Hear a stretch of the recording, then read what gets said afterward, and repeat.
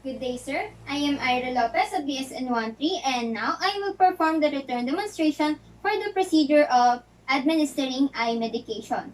The purpose is to treat or sometimes prevent bacterial eye infection, to reduce the inflammation accompanied by the pain, redness, blurred of vision, and sensitivity to light.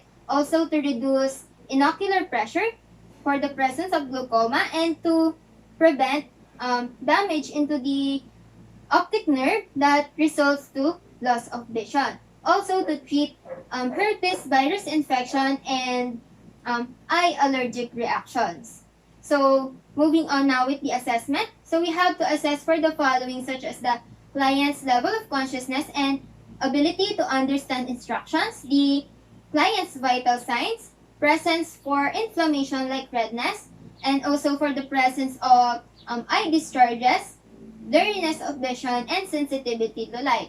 We also have to assess for the intactness of the medication, the expiration date of the medication, as well its color and appearance.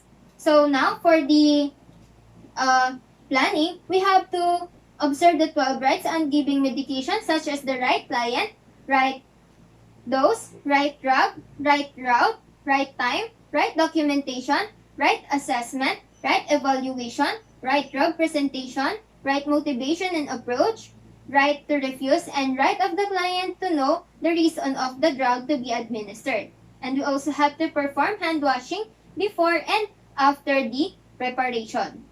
So for the materials, we have to prepare the following such as the hypo tray with lining, the prescribed eye medication, the medication card, 3 pieces of sterile gauze, a pair of clean gloves, and a pen light.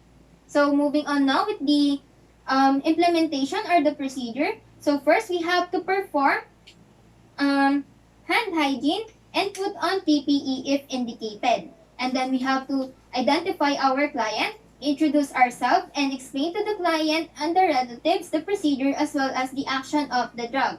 So we do this process to ensure that we are giving the right medication to the right client. So ma'am, hello po. Ako po si Aira Lopez. Ano po pangalan niyo at birthday? Diana Lopez, September 27. So ma'am, ngayon po, lalagay po natin yung gamot po para po sa mata po ninyo. Okay po? Okay. So ma'am, check ko lang po yung mata nyo.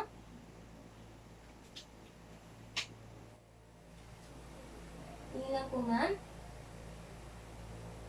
May masakit po ba sa mata nyo? Wala naman. Okay po ma'am, thank you. So after that, now place the hypo tray on the bedside table and then provide client safety, privacy, and comfort. So we have important reminders upon providing those such as proper positioning based on the procedure. So it can be sitting or supine position. And then lowering the side rail on the side that we will work on while keeping the other side rail up. And also by spreading the curtain or closing the door during and after the procedure. And then placing the call light within the client's reach. So now, after we put down the side rail on the side that we will work on, we must assess our client into a supine or sitting position, then put on clean gloves. So ma'am, ayos lang po ba yung upo natin? So, dasag po tayong konti. Thank you po ma'am.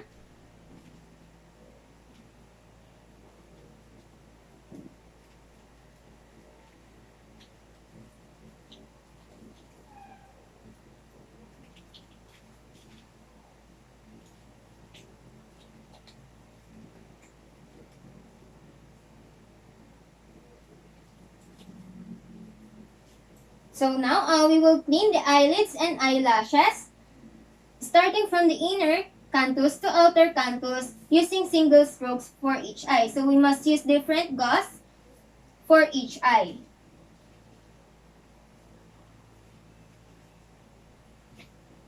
Ma'am, pikit na po.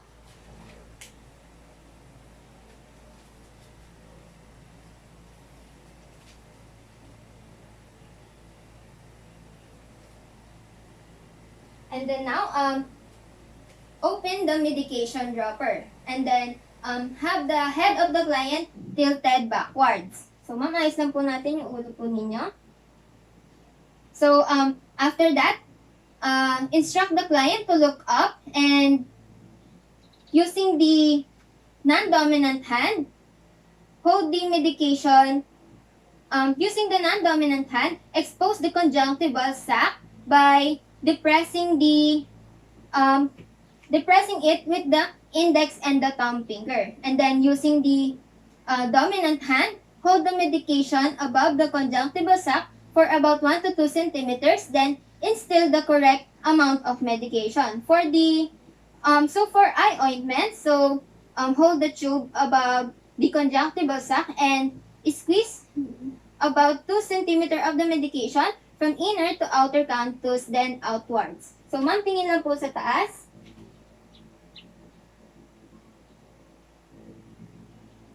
So, pikit po, ma'am. Pikit lang po. So, after that, instruct the client to close the eyelids but not to squeeze them shut. And then, using the last piece of the gauze, press the nasolacrimal ducts firmly for 30 seconds.